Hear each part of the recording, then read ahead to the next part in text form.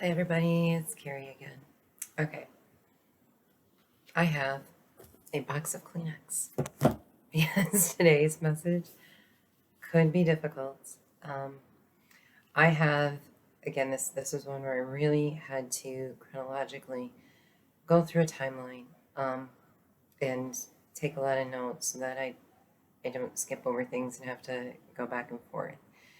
A very, very tough subject for me, bullying. I've been bullied my entire life. Um, so many ways, and you're about to get all the examples of, um, and I'm sure there's some I'm missing. There's no doubt about it. But I made it through. You can make it through, and I'm also going to share some of the ways I did.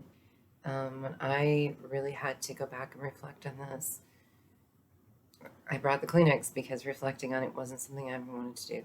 I didn't want to go back and remember any of these things, but there's been so much. And I think I don't think that bullying has stopped. I think bullying has gotten worse. And it needs to stop. I think, in a way, looking at my past, bullying is just people who feel like they need to be at the top of a ladder of something. And that gives them power or makes them powerful by having gangs of people with them. And it is so wrong. If you don't have the belief and the power in yourself to lift others up instead of tearing them down, I'm sorry, but you're the weak one. You're weak because you feel you need that attention.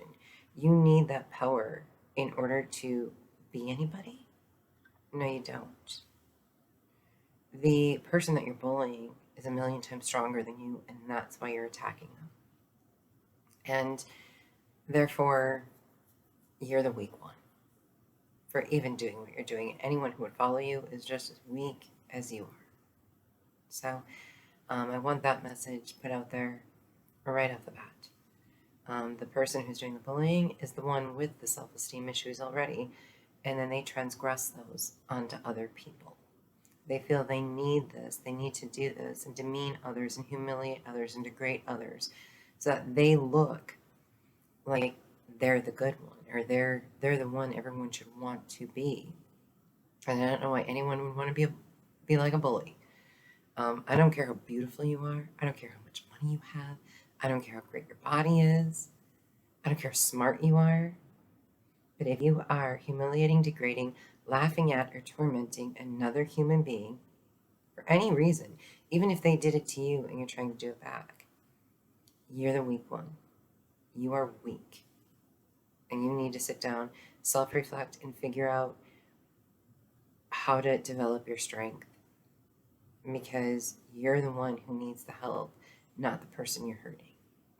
But unfortunately, in our society, we hurt so many people, they're the ones that end up seeking mental health help. And it's really the aggressor that probably needs more help than they do, because they were probably fine before everything. Um, I'm going to, and forgive me, I have to take out my flashlight because it's getting dark in here. And hey, it's October. We can do the spooky flashlight thing if it gets too dark and I can't read my notes. So be forewarned. That could happen. But I'm going to start right out with, back when I went to school, we're talking 70s and 80s and 90s, okay? There were no rules against bullying. Not like you have in today's schools where it's no bully zones, no, where the teachers and the principal and all of them step up. You could do just about everything except hit somebody. And that was fine, and everyone said, you need to develop tougher skin if that bothered you, it was a whole different world. So kids could bully kids and torment them. And the principal or the teachers did not do a thing. Nobody stepped in. The big rule was kids will be kids. Just let them be kids.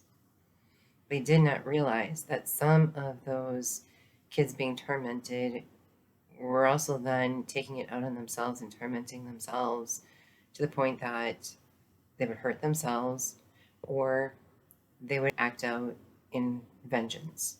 We're starting to see that more in today's society now that they have more accessibility and freedom to some of these things where they can do stuff like school shootings and um, the we really didn't have as much access to weaponry as the kids do now, or drugs, or that kind of stuff. It's getting worse and worse and worse.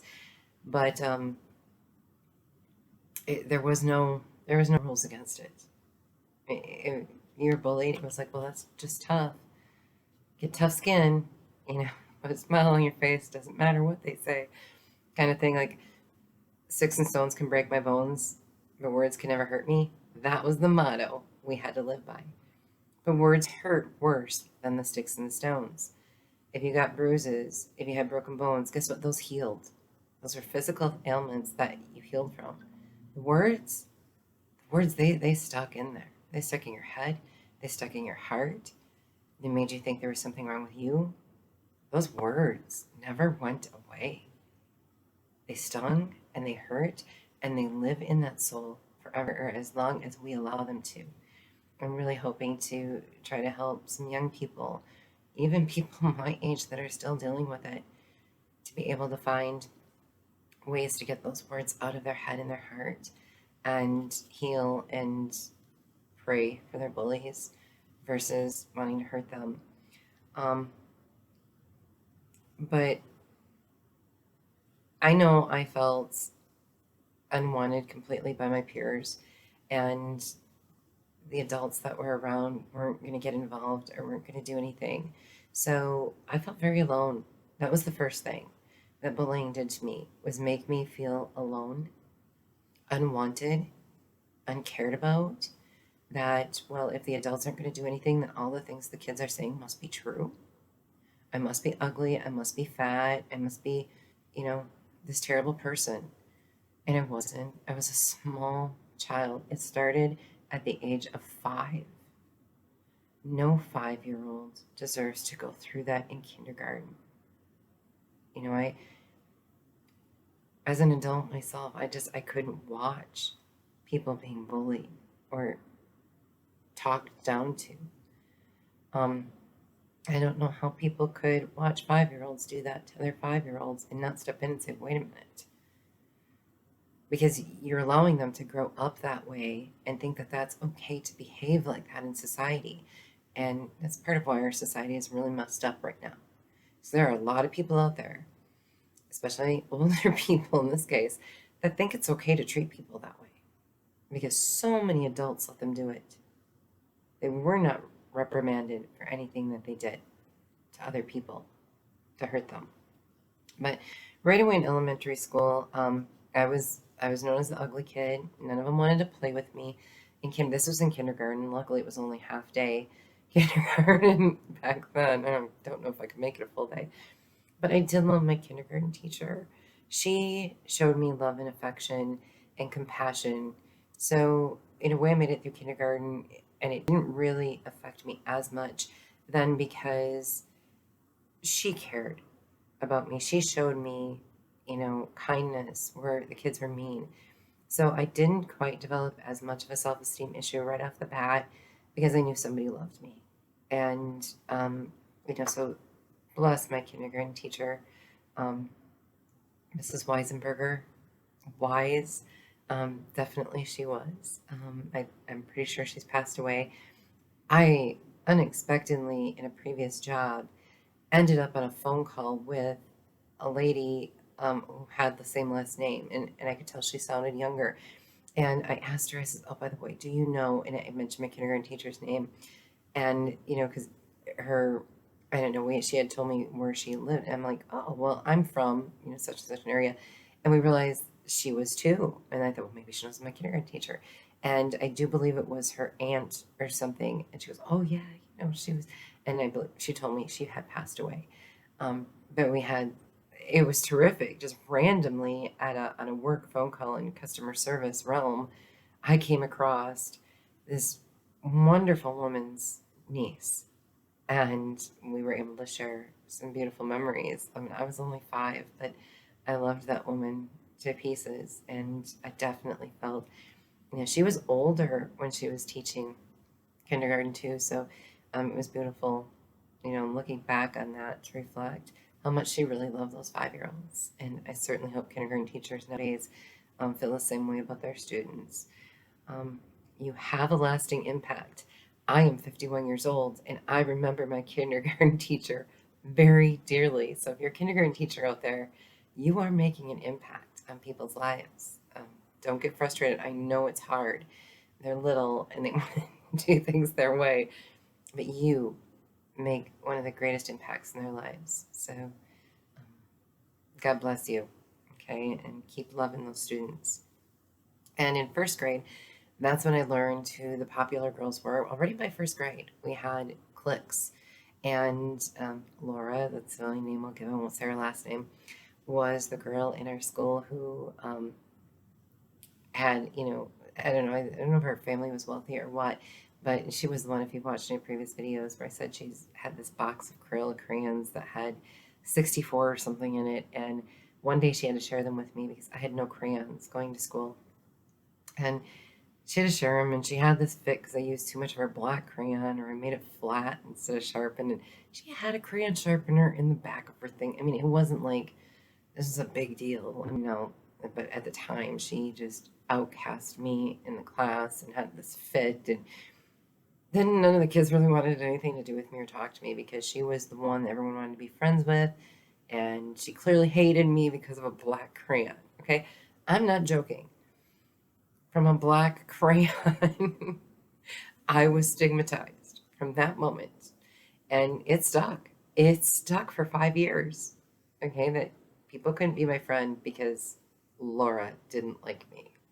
Because I ruined her black crayon in first grade. We got issues in this world. That's why we're bullying people. Okay. Talk to your children about their crayons. It's okay if they get ruined. It's just a crayon. Anyway, let's move right on into second grade because the rest of first grade was horrible. So second grade, it was the teacher. I don't know. I was pretty much raised by myself. And by second grade, I had my sister was maybe 3, 2 or 3 years old when I was in second grade. And my brother hadn't been born yet. And I don't think I brushed my teeth a lot when I was a kid. I don't know how I got away with it. I don't know why my mom didn't make me or what the deal was. But I do remember sometimes thinking, oh, I didn't brush my teeth. So I would take gum. And I don't know where all this magic gum came from. I think my mom did buy us gum. It was like Bubblicious or something like that. Sometimes there was juicy fruit or whatever gum was there. So I would take this gum before I go to school and I would chew it on the way to school versus brushing my teeth. I know. My hygiene has changed a lot since second grade, okay? That could have been part of my being outcast. Maybe I had bad breath or something. Embarrassing. But hey, it's part of my history. Gotta put it out there. So, as I always say, own the truth for the truth owns you. And that is part of my truth. So I'm owning it. And anyway, my second grade teacher always had this rule, no chewing gum in her class. And there were a couple times, I confess, I come into class, she would, Carrie, spit your gum out. No, she would have to walk to the, I could still remember where my desk was and walking to the garbage can by the door to put my gum in it. Okay, that's how often this happened. So in a way, I don't blame the teacher, but in a way, the teacher did not help. I mean, I was an outcast already. I didn't need anyone to help with that. But one day in class, she said, Carrie, you're chewing gum. I'm like, oh, yeah. And I was going to get up and go throw it away. She goes, no, take it out of your mouth and put it on the tip of your nose. I was like, what? Just put it on your nose. And she was very stern and very angry. And the other students are just looking at me like, is she going to do it? I remember this so vividly. And I did. I was like, okay. I put it, well, it kept falling off. It was wet. I mean, it's not like my nose was sticky or, I don't know how this gum was supposed to stick on my nose.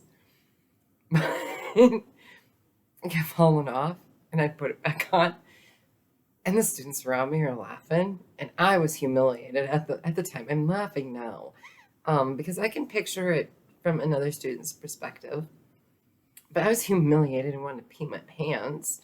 But I kept picking the gum up and putting it back on my nose. This must happen 4 or 5 times. Finally, the class was laughing so hard. No one was listening to the teacher, and she was trying to teach something. And everyone's watching me. And finally, she goes, throw it in the garbage. Throw it away. The beauty of that was she was trying to bully and embarrass me in front of the class. But what ended up happening was she lost the class's attention. It didn't work in her favor at all to try to embarrass me. It just actually got the kids to all laugh.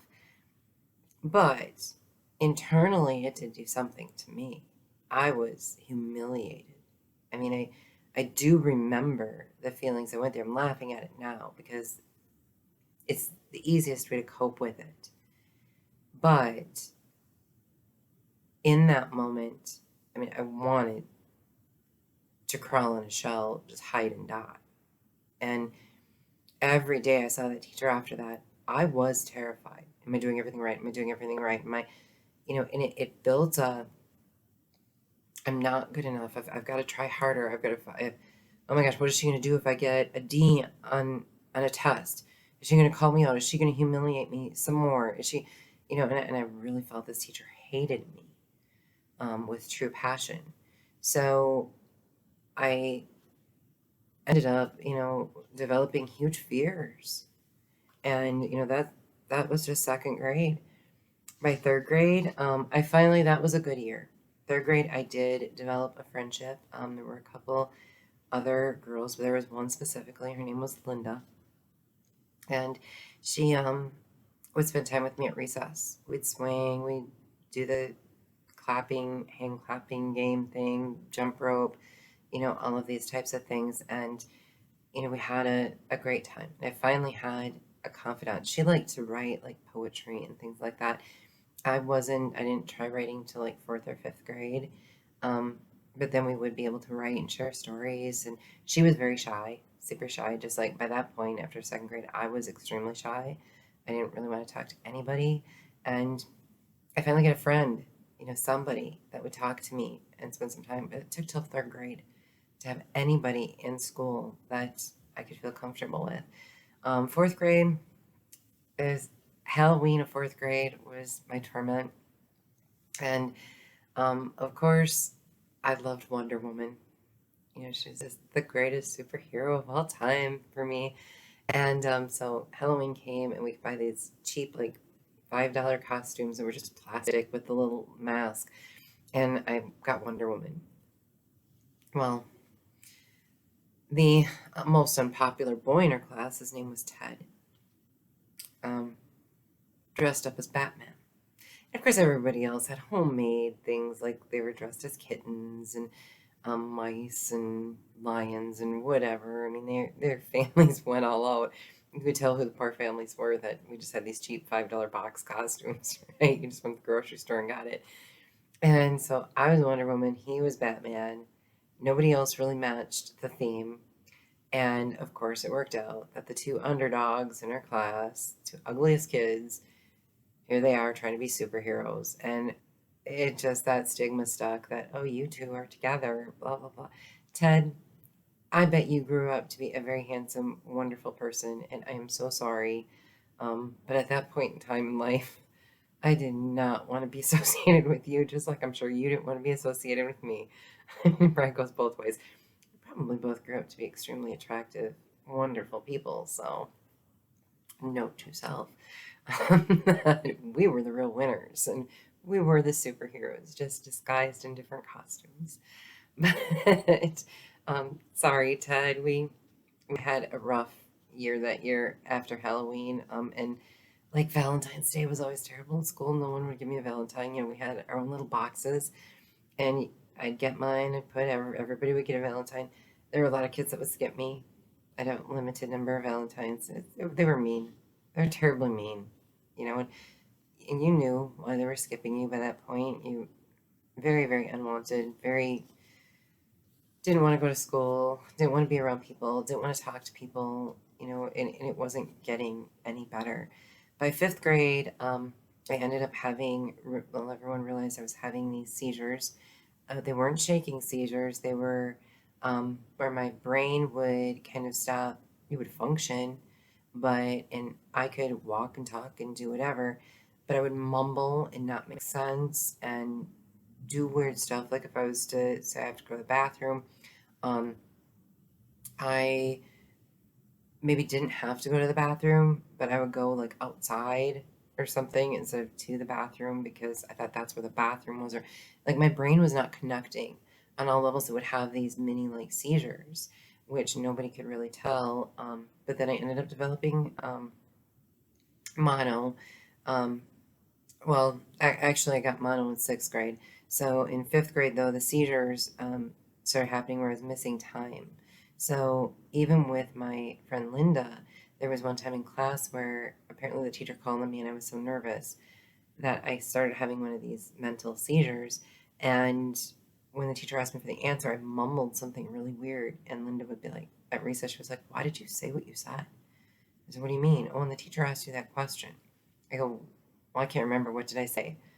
And really, I didn't even remember the teacher asking me. I mean, that whole time was gone. And, she told me, I says, "Oh, I don't know." But some of the students are starting to notice strange things. And they ended up putting me in with a therapist. Um, I don't know if it was, why I was in school therapy, but I think it was because of the seizures, and they thought something else was going on. I didn't need a lot of therapy by that point because I've been bullied so much. But then sixth grade was great because I got to go to a new school, and in my new school, I was the popular kid. Everyone wanted to be my friend. They thought it was pretty. Things were completely day and night different. I didn't know how to take all of that attention because I was so quiet and so shy. Um, it was good, but then there was one day where two different things actually ended up happening. One was my fault. I'll get into it. The first one was I didn't know everybody's names. I didn't have a really good memory yet um, to memorize all these new people, all these new kids. So I was sat at my desk and I wrote out a desk chart of everybody in the class. And then as I would learn their names, I'd write them in the desk that they sat in. And then sometimes during class, I could look at that chart and try to get their names right. Well, one student saw that I put all these names on a piece of paper and had it in my desk and told the teacher, and the teacher had to go look. And I said, "Well, that's so I can remember everyone's names." And I didn't get in trouble for it or anything, but it called me out for the whole class. Like, "Why are you doing that? Why are you putting all your names on a piece of paper?" Blah, blah, blah. It was the stupidest thing ever, but totally humiliating, embarrassing to me in the middle of class. Um, I didn't think there was anything wrong with it, but apparently there was. I couldn't have my fellow students' names on a piece of paper on my desk. So I wasn't even into witchcraft then. Maybe I should have been, but no. Then later, there was the most popular girl in the class. Um, we would play jump rope, and she would run jump rope with us, and she ended up being a great athlete later on in high school, but she was just as good, back then, so jump rope, she would never miss a step. We could spend the entire recess with her just jump roping, the whole thing. Like, my friend would take a try, and she'd miss one, and then it would be my turn. Oh, I'd miss one. Then it would be her turn, and that would be the end of recess. We'd just be sitting there swinging the rope for her. Own the truth before the truth owns you. Well, confession. Um, one day during recess, I shouldn't be smiling about this. This is not funny. But I did it. I was so upset that she wasn't going to miss a step that I started trying to swing the rope faster to try to trip her. Like, okay, let's get her done with this. Um, don't do that. Don't try to trip your fellow classmates. And she eventually did. And she got mad. She goes, why? She goes, you were going too fast. I'm like, no, you weren't. We're doing it normal. Don't. Then the other girl who was holding the other end of the rope goes to me as we're walking in from recess. I felt you doing that. Why'd you do that? Why'd you do that? I'm like, just don't tell her. Let's just stop jumping rope. Don't do that. But I was so done with spending my entire recess holding the rope for this girl while she jumped rope.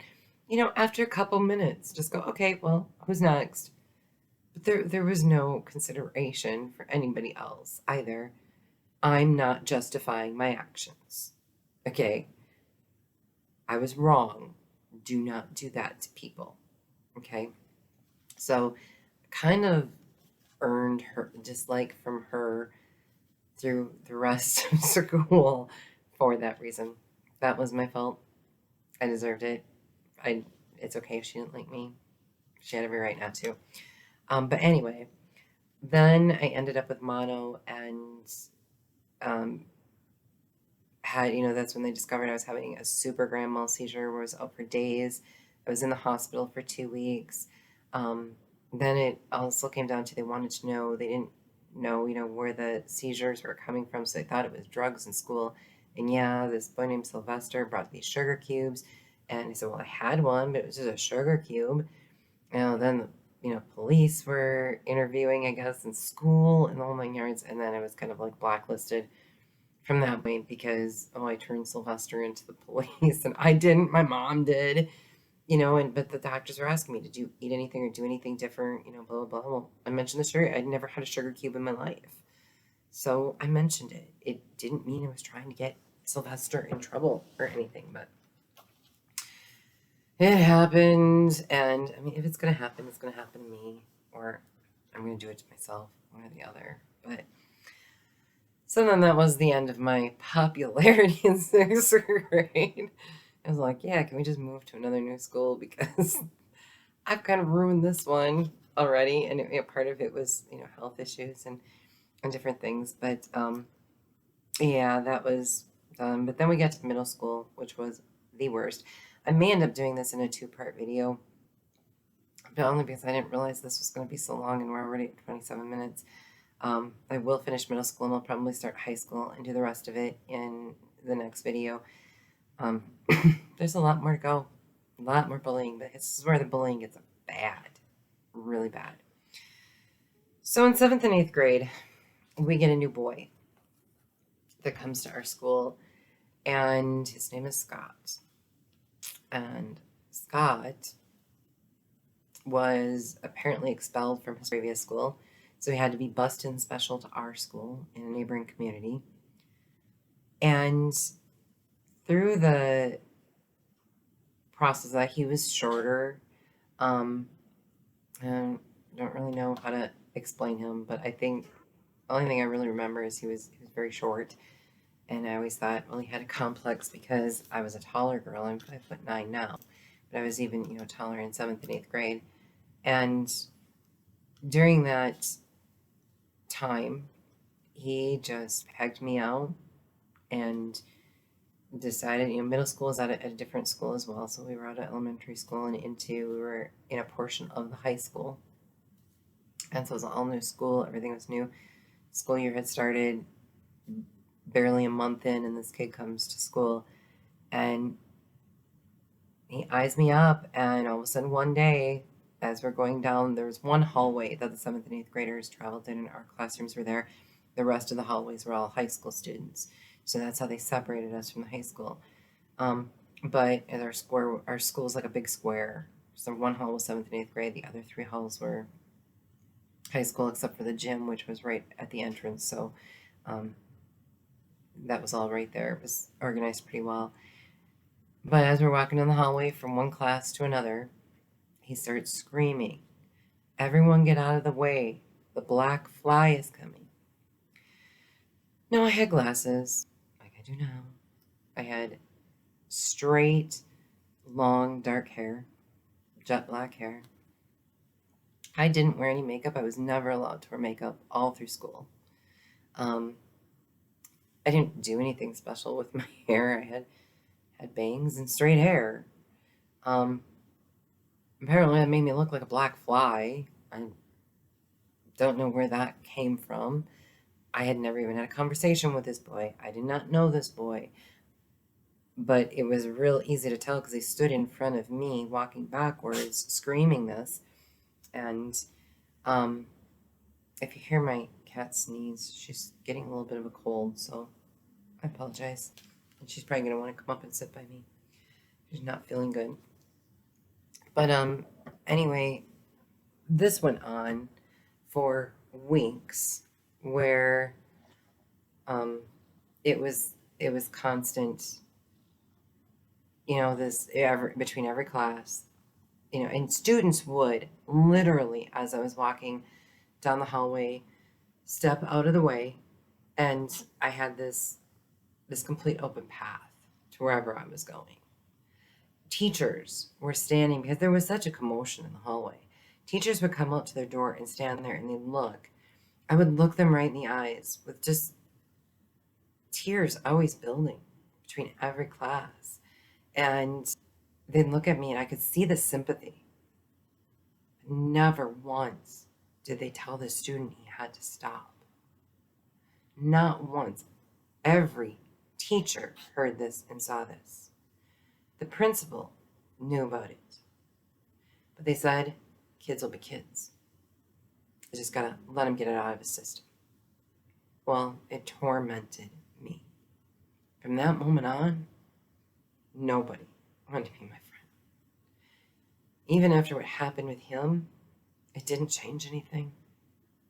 The stigma stuck for the rest of my time in school. I was ugly, and apparently I looked like a fly, and nobody wanted to be seen with me. It was the boy that, if you've watched the holding hands video, that particular boy made that proposal prior to this happening, and I'm pretty sure he wouldn't afterwards.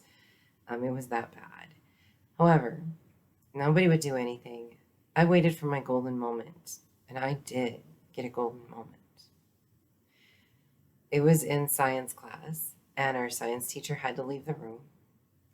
And when he left the room, of course, this boy gets up, and I'm sorry if you hear cats hissing. I have a kitten as well, and she's already not feeling well, and he wants to be by her, and she's like, no, I want nothing to do with you. So, of course, he's a kitten. He's like, oh, I don't know what the problem is. Anyway, in the science class, after the teacher left, there was a girl who sat right in front of me who was very well endowed for our age, or I believe it was 7th grade. And he won, and there was a song like Blueberry Hills or something. It was an older song. And he changed the Blueberry Hills to Strawberry Hills. And during, so he was singing this Strawberry Hills, and he went right up to her and he gestured towards her chest. And as he was, he didn't physically touch her, but, her breasts, he was outlining as Strawberry Hills. And everyone's laughing. They thought it was funny, and I thought, that is not funny. You're sexually harassing her. Like, I felt bad for the girl. She was blushing, and I thought, no, you are not going from tormenting me to tormenting her, which is really what I thought he was going to do. I went home that night. I told my mom I was so mad, and she goes, he did what? And she went to the principal. Next day, I got called in, and needless to say, the girl was furious with me for saying that. She came out of the principal's office right before I got called in, and she was in tears. Everyone was mad that I said something. I was like, well, I was wrong. He can't keep treating people like this. And, it was clear he was trying to get some kind of attention for himself.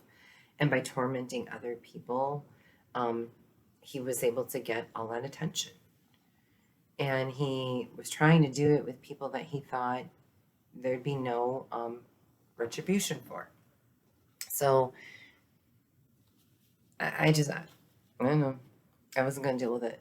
And so I was more than happy to tell the principal everything that happened in that classroom. Well, he got expelled from his second school, right? But he got expelled too late. The damage to my life was done. There was nothing I was going to do to change my classmates' thoughts on anything. And plus, now I'm a tattletale and everything.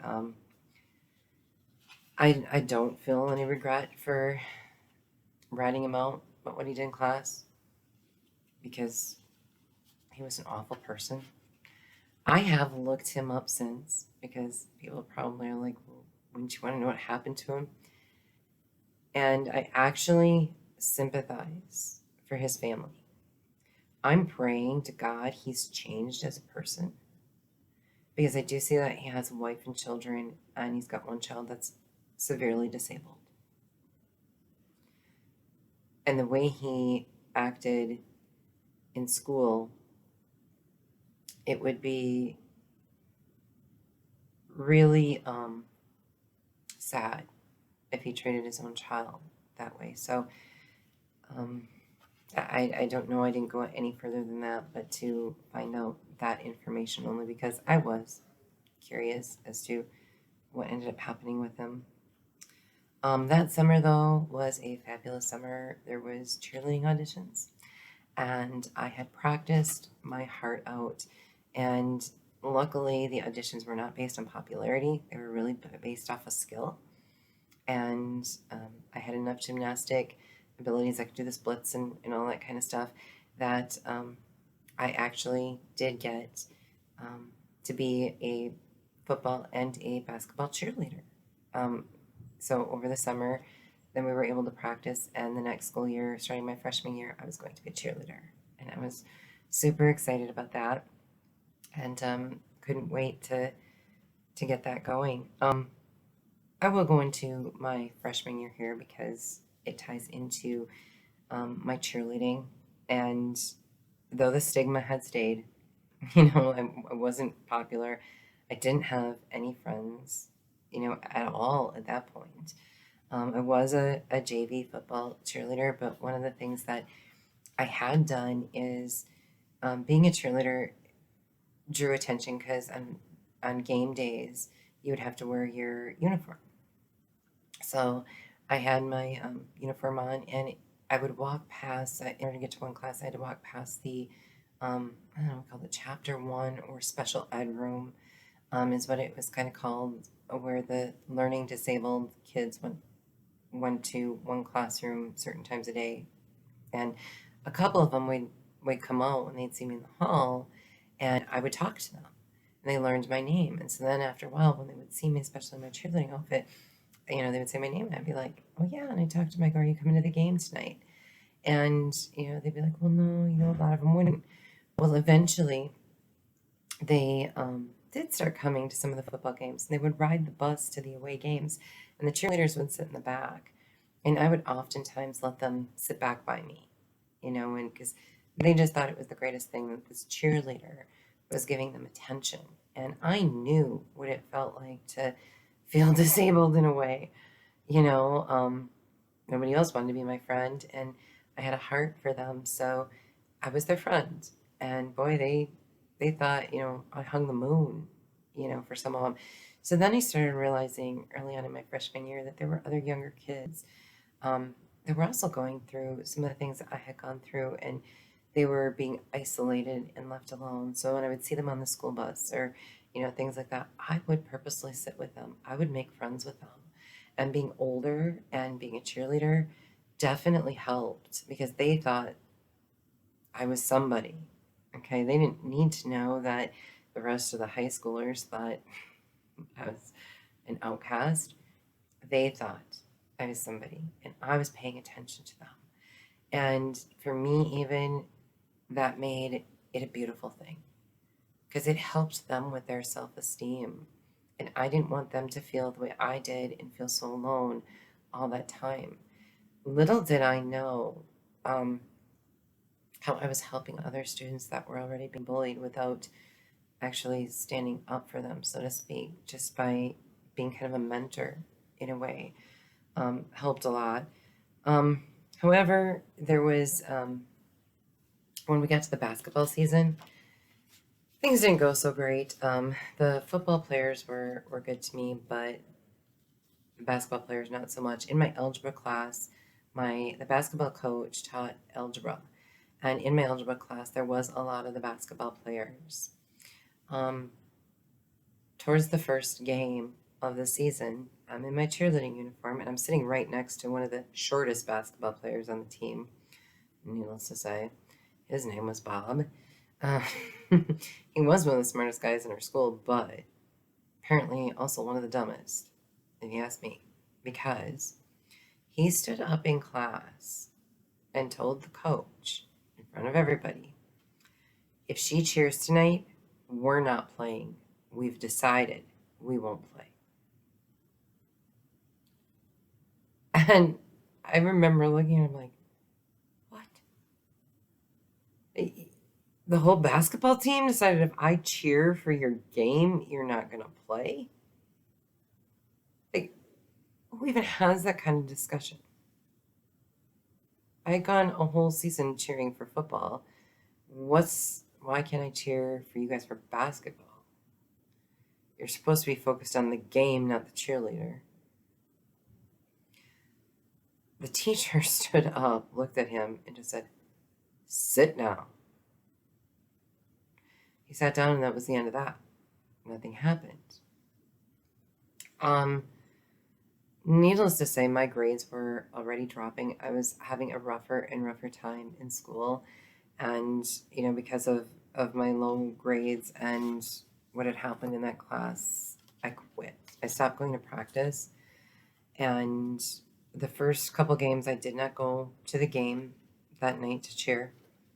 And then I was missing practices, and like with my grades and stuff, my parents said you can't anyway, you gotta quit. So a whole bunch of things led to me just being, yeah, I'll just quit. I don't care. I don't need to be humiliated by these basketball players. I was a good cheerleader. It was something I liked to do. Now even the things that I wanted to participate in, I couldn't because other people wouldn't join them because I was part of it. So now that stigma of bullying and me being ugly was starting to limit the things I could even do in life. So by the end of my freshman year, there wasn't a lot of purpose in me even going to school anymore. Me even feeling, because a lot of it was like, even if I go out into the real world, I'm not going to be able to get a job. No one's going to want to hire me because I'm ugly. As a 15-year-old girl, you don't know what the real world is like. You just believe everybody in the world is going to think about you the same way these students are. Because of one boy in 7th grade calling me the black fly, I couldn't even be a cheerleader. I had done nothing to this Bob boy or any of the other basketball players.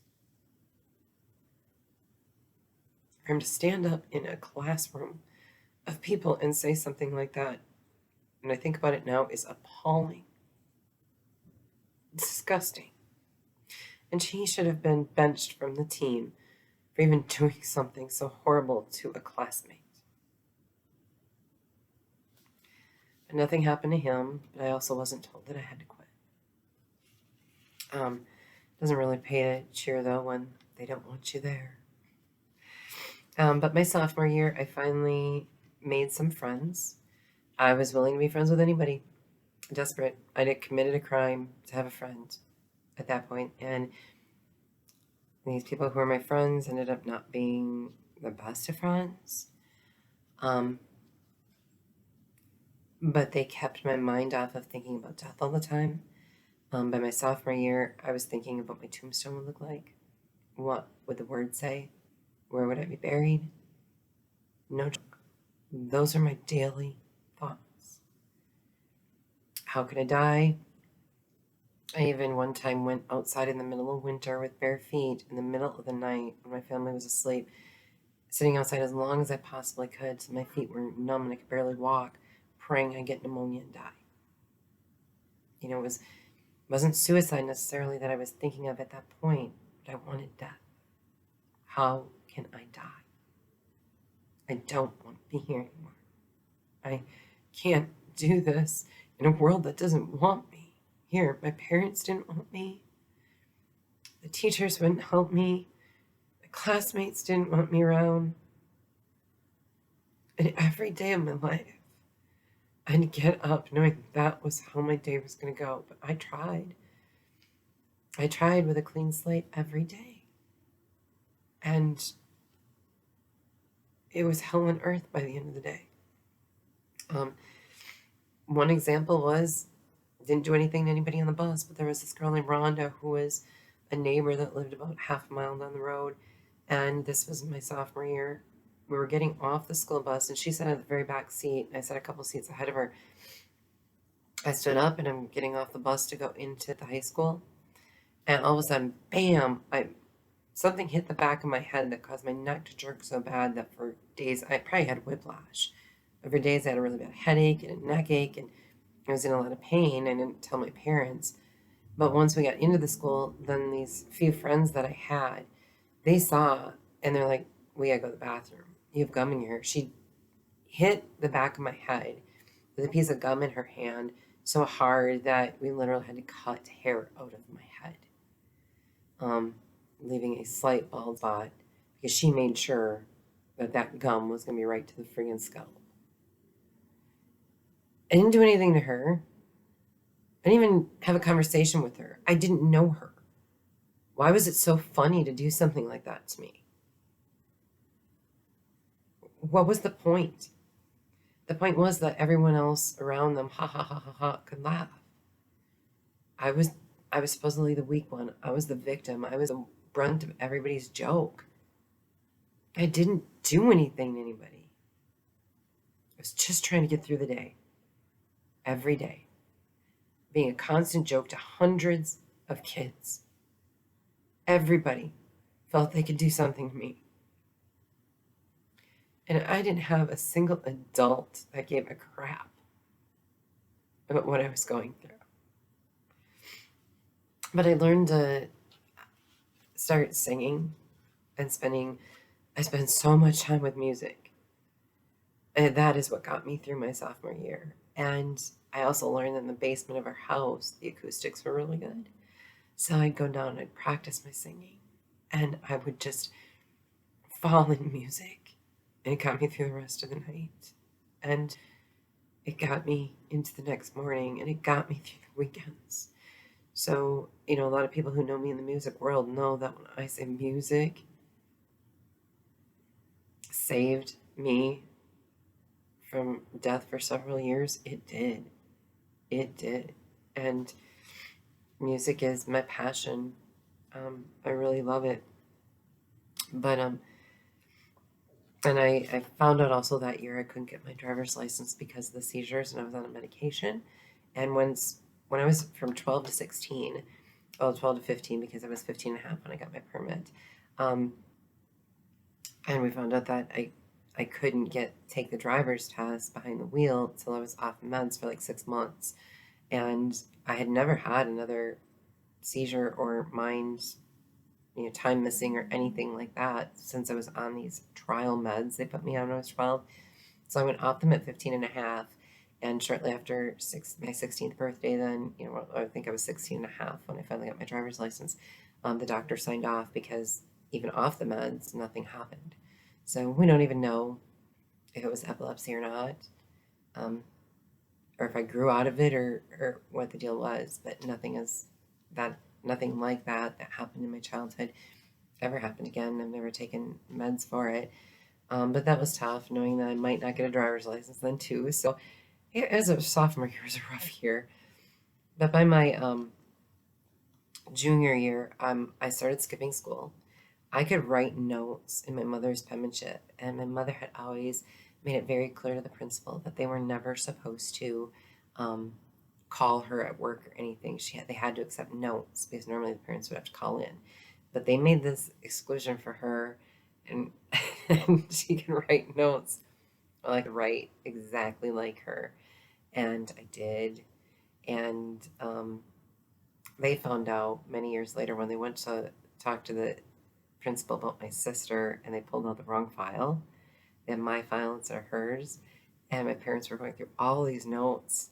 There were so many of them because my junior year I was skipping probably 1 day a week. My senior year I was skipping 2 or 3 days a week.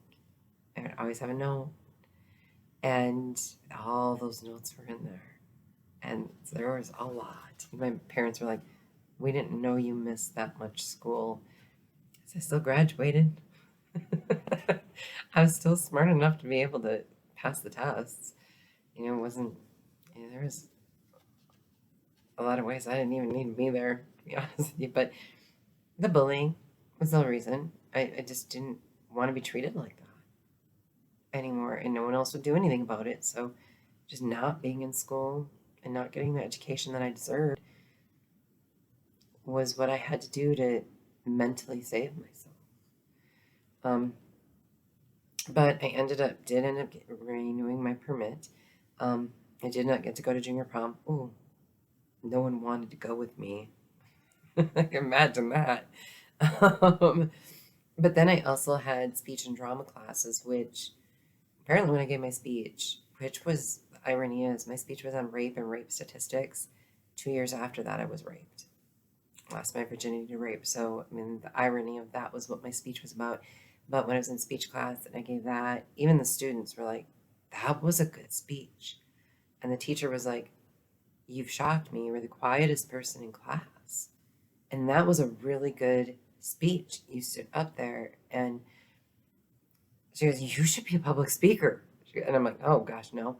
I didn't even want to give that speech. I had to because it's speech class and we're required to take it. Trust me, I'm not going to be a public speaker. Look at where I am now. I still think my speech was a lot better than what I do now, but it must have been because my classmates and the teacher were just like wowed. And then I joined drama class and I started realizing I could hide behind the characters. And that was an escape for me as well. Besides music, theater was my second escape. And it's like, oh, I don't have to be me. I can be this character for this period of time. And this is fabulous. So I got to act like somebody else and be somebody else. And that helped me. Theater and music saved my life for a long time. My senior year, I ended up missing, like I said, 2 or 3 days a week. Um, there was this boy in my senior current affairs class named Chris. And I'm just going to kind of briefly mention him here because I want to mention him in a little bit. He was very shy as well, and I don't think he had any girlfriends or anything. Um, he was very, I don't know, I would turn around and talk to him, and he wouldn't respond. He wouldn't talk. And I would then crack jokes, but he would laugh. And he had the cutest smile. And I remember thinking, dude, I would date you. I mean, he was short and he was cute and he was my age, but he was so shy and timid. I don't know what his sexual orientation was or anything like that. I kept flirting with him. That's where the jokes were coming from. I was flirt and I would flirt because I could say anything to him because he wouldn't respond back. And it was kind of like a friendship that wasn't a friendship. But you could tell he would laugh and he would smile. And I didn't know what his personal life was like. It clearly, to me, felt as quiet as he was that it wasn't good. But to see him smile, at least I felt, hopefully I helped. Because I sure wish someone would make me smile, but he did make me smile every time he did. So I'm going to mention him there a little bit. And my senior pictures were taken, I actually had makeup on. So I went and had my makeup done and my hair done, and then I had my senior pictures done. And I looked like a different person in my senior pictures. When I would hand them out, my cousin, who happened to be in one of my classes, had my senior picture, and he was showing the senior pictures he had collected. I think he was a junior, showing them to some other students in the class. And he goes, I'm sitting there across the room, and I can hear a couple of guys go, "Who is that? Who is that? Wow, she's a chick. She's a babe. Who is that?" And my cousin looks across the room at me and just big eyes, like, I'm like, "What?" And all of a sudden he goes, "Well, that's Carrie." And he points to me, and they're like, looking at the picture, and they're looking at me, and they're like, "Oh." Apparently, I look a lot better with makeup on. I don't know. But they couldn't believe it. And then, as other people in my class were getting my senior pictures, they were all like, "Wow, wow, that's you?" I'm like, "Yeah, that's me." And it changed the stigma a little bit, where at least the unpopular boys were willing to consider dating me. So somebody finally, even though, I wasn't interested in them. And at that point, I had ruled out I was ever going to be in a relationship because I was the ugliest person on earth, apparently. And but it was strange to see people's reaction to my senior pictures where I had little makeup done. I had curled my hair. I'm curly now. Curled my hair, so I had done something finally with my hair, and all of a sudden they're like, "Oh, you're not so bad looking," whatever, dudes, whatever. I was so over them. But it was my senior year. I wanted out. I didn't care anymore. But I did get my first boyfriend, but he was from a different school. That I had met through a guy that I went on a date with. That I met through a friend, and then that didn't work out. I ended up going to homecoming with both boys. This other boy came along with him, and then after homecoming, me and this other boy decided to date instead. Um, he was really sweet. I'll do a longer video on it some other time. I remember I had a dentist appointment, and he knew about it, and he came to the dentist office. And when I came out of the dentist office, there he was with a rose, just very sweet. He did a lot of wonderful, sweet things, but our breakup was terrible. So I'm gonna cover that in a different video, but it was completely broken heart, and how it happened wasn't good.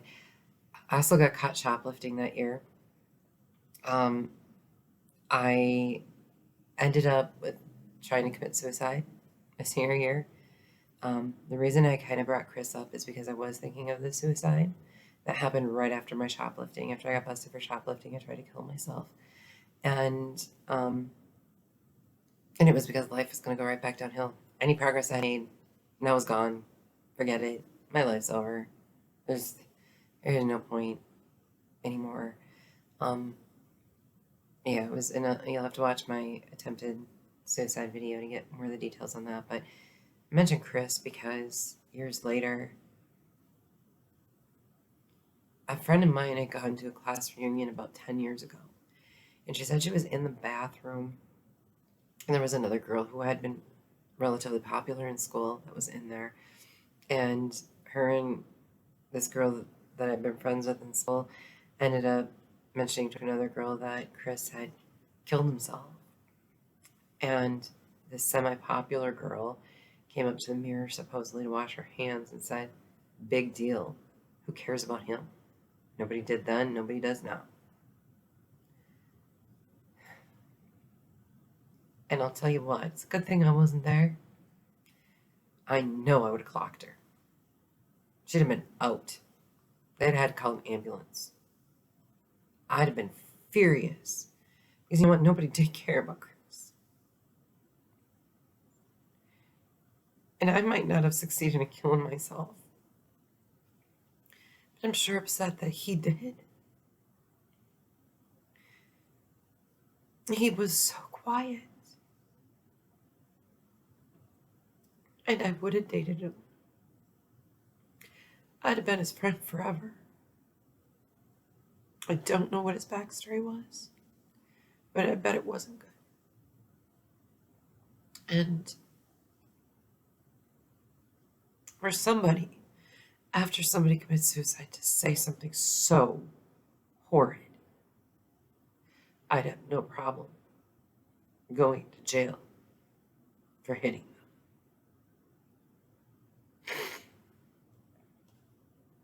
them.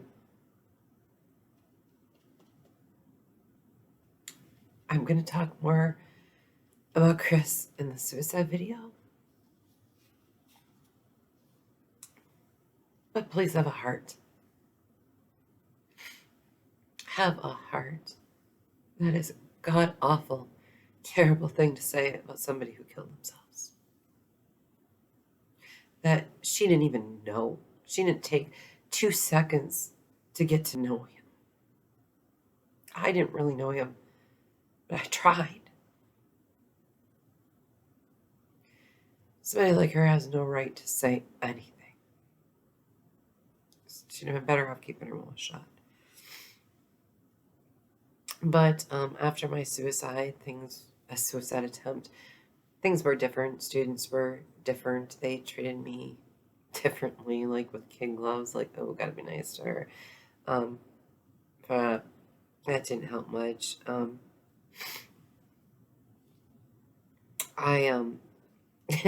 of the other things, when I came home after spending with my suicide attempt, I had to go to a healthcare center for a couple of weeks.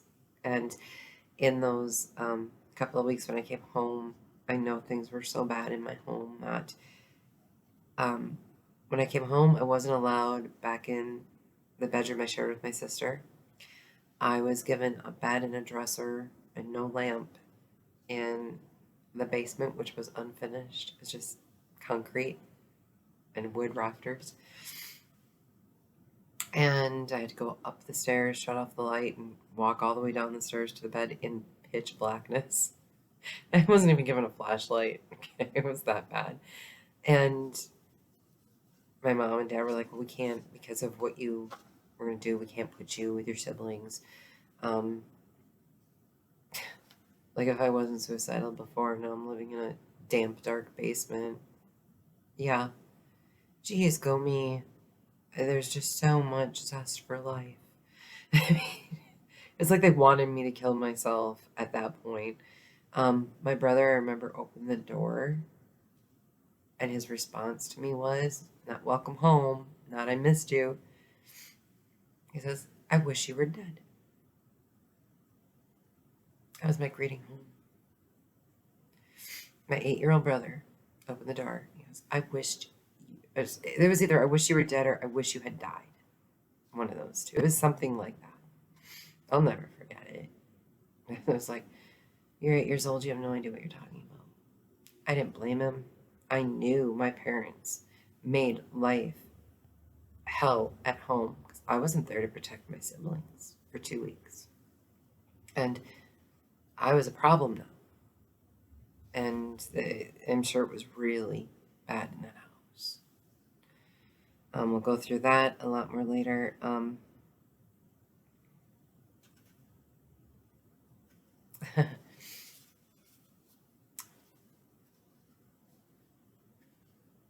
going to wrap this video up here, ending with this only because I know I'm going to have a complete crying breakdown when I say this, and I'll start the next video with this when I've calmed down.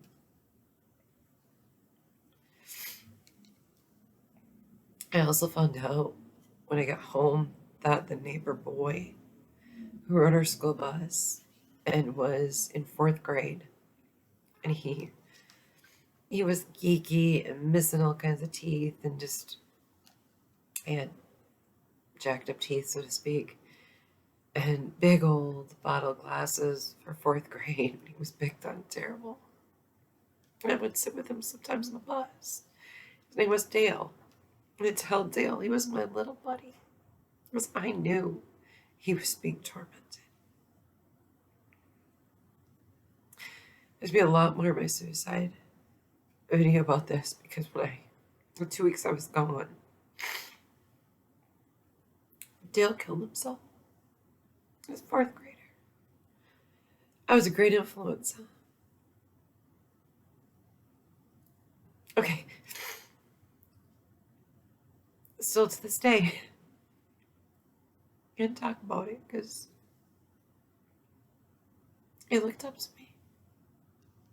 I will talk more on it in part 2 of this bullying video. All right. Later.